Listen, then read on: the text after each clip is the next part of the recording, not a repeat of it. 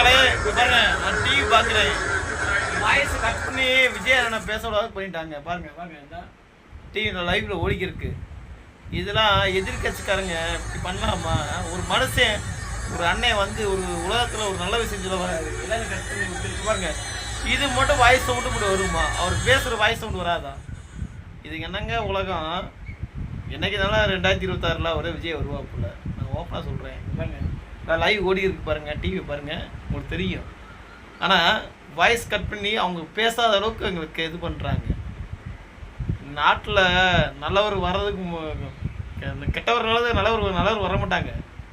நல்லவர் வருவாப்புல, வெயிட் பண்ணுங்கள், வருவாங்க. இதே வார்த்தை இன்னைக்கு திருப்பி ஒரு நாளைக்கு சொல்லுவாப்புல. திருச்சியில் இவங்க நாங்கள் டிவி உட்காந்து பார்த்துருக்கோம். நான் வேலையெல்லாம் கெடுத்துட்டு விஜயனை பேசுவாருன்ட்டு பாருங்கள். பூரா வாய்ஸ் பூரா கட் பண்ணி கரண்ட் கட் பண்ணி இருப்பாங்கன்னு தெரில. ஒன்றுமே இல்லை, கப்பு சுப்புன்னு ஊமை பணமாக போகுது. அதான் வருது, அதான் போகுது. அப்போ அந்த அளவுக்கு பண்ணுறாங்க. வருங்காலத்தில் நீங்கள் தான் ஒரு முயற்சி இருக்கணும், நல்லவரை வாழ வைக்க பார்க்கணும். நம்மளும் நான் வாழ முடியும். நன்றி, வணக்கம்.